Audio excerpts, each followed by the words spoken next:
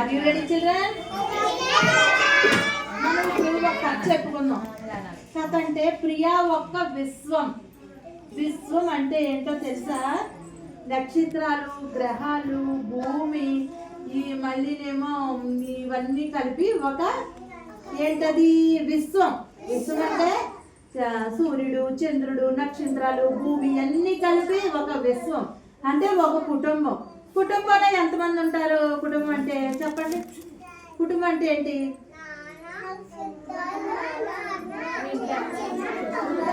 Very good. అది కుటుంబం, ఇది విశ్వం.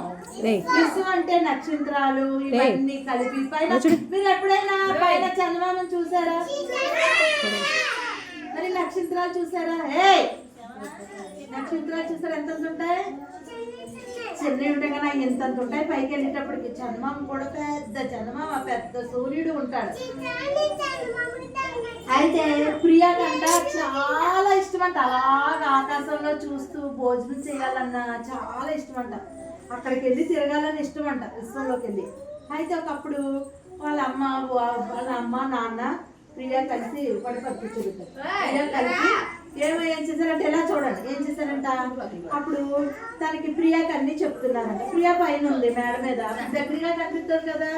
అమ్మ అవి ఏంటి అంటే అవన్నీ నక్షత్రాలమ్మ, సూర్యుడు, చంద్రుడు.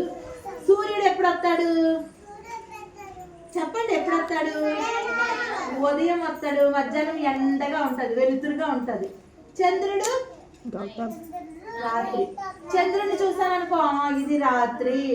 సూర్యుని చూసామనుకో ఇది పగలు అని తెలుస్తుందా మీకు? మంచిదే. ఇలా చూడండి, సూర్యుడు చంద్రుడు ఎప్పుడూ ఉంటారు. కాకపోతే మనకి ఏమవుతుందంటే ఈ సూర్యుడు ఉదయం నుంచి పైకి వస్తాడు, అలాగా సూర్యుడు వెళ్తాడు, ఇలా చంద్రుడు వెళ్తాడు కదా. ఇదంతా అంటే విశ్వము. విశ్వం అంటే అదొక కుటుంబమే.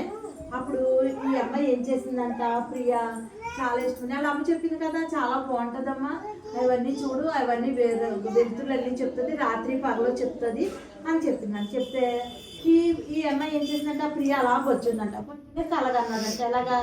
ప్రియా అంటే పైకి వెళ్ళిందంట, నక్షత్రాలు, చందమామ అన్నీ చూస్తుందంట. చూసి అబ్బాయి ఎంత బాగుంది, నాకు కూడా ఇలాగ ఉండాలి, ఇలాగ ఇష్టం అని చెప్పిందంట. చెప్తే అప్పుడు వాళ్ళ నాన్నగారు దగ్గరికి వెళ్ళి చూపించి పడుకుని కలగన్నారు కదా. రాత్రంతా నిద్రలో ఏమొచ్చిందంట ప్రియాకి, మధ్య ప్రయాణిస్తున్నట్టు తన కోరిక ఏంటంట. అక్కడి నుంచి చెప్తున్నాడు. గుసగుస అంటే చెవుల్లో చెప్తారు, అది గుసగుస.